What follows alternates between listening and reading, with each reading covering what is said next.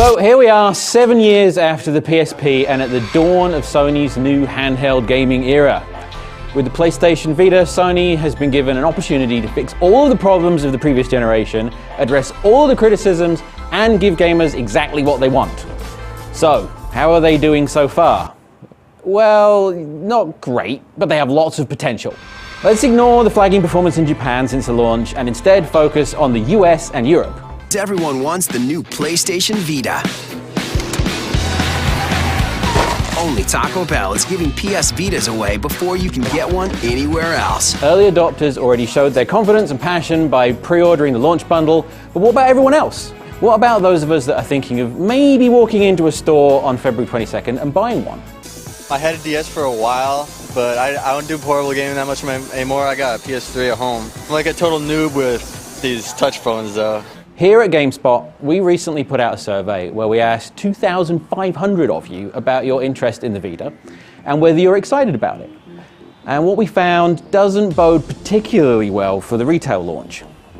Only 12% of you say that you will definitely buy the thing, and those that won't say it's because of the $250 price, the expensive games, and the need for Sony's ludicrously overpriced memory sticks. Just so you know, when we asked you about the 3DS just before that came out last year, 29% of you said you would definitely buy it. So, based on this level of interest, our scienticians and mathematicians in the GameSpot research department have concluded that it looks like the Vita will maybe sell 3.5 million units in the first year. The PSP, by comparison, was a fairly decent success and sold over 8 million units in its first year. Sony has gone on to sell an awful lot of PSPs since then, over 70 million of them in fact. But in spite of that, it's never been able to get the kind of respect that you'd think a number that big would command. So why is this? Well, in Japan it was a big success, but all anyone ever played was Monster Hunter. In the US and Europe, it suffered from a very different problem: piracy. PSP games are notoriously easy to rip off, so, understandably, anyone with a cool game idea simply said screw this and put it somewhere else. Unfortunately for Sony, somewhere else came along at exactly the wrong time in the shape of the smartphone.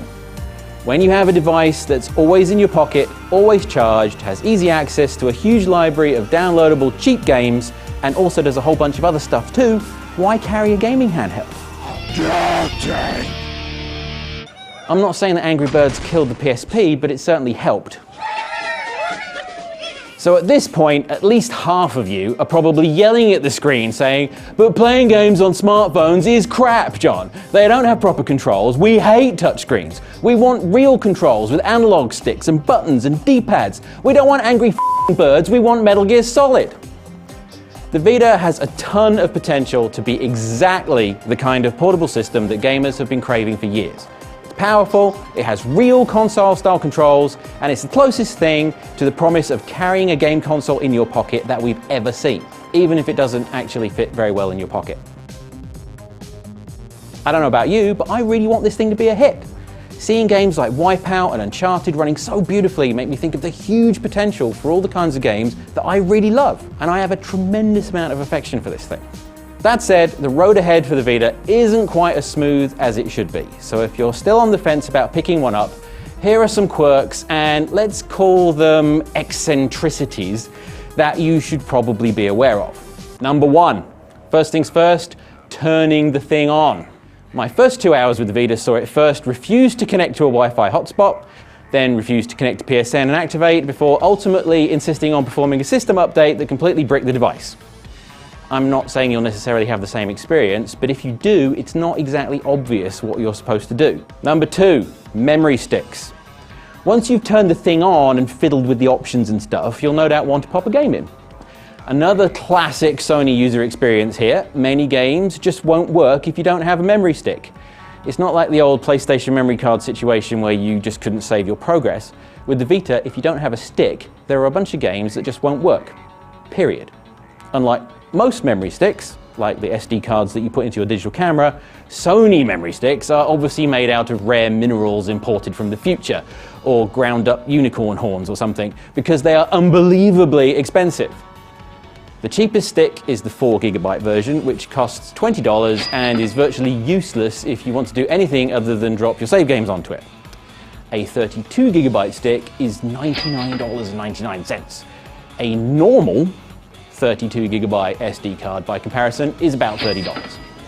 Number 3, controls. The original PSP came under fire for its single analog nub thingy that Sony steadfastly refused to replace with anything more conventional, despite updating the platform 4 times over the course of its life. Gamers hate smartphone games because they don't use real controls. Well, the Vita has an embarrassment of riches in this department. 2 real sticks to fiddle with on the front, just like a real console. Plus, it has a pleasantly firm D-pad, 4 face buttons, 2 shoulder buttons, a touchscreen, 2 cameras, every conceivable flavor of waggle, and that reach-around touchpad thingy on the back. The problem with all this choice is at this early stage that no one really seems to know what to do with it. There are no conventions in place yet, so lots of games, like Uncharted, try to cram absolutely everything in, just so they can say they support it. It also means that navigating the device itself can be a bit weird. Number 4, with awesome power comes terrible battery life. Number 5, gamers' perception of value has changed. It's harder than ever for Sony to justify why boxed Vita games are $40 or $50 when the majority of mobile games are well under $10. It doesn't help matters that one of the launch games, Dungeon Hunter Alliance, is already a mobile game that costs less than $10. Gameloft's official price for the game on iOS is $6.99, and it frequently discounts.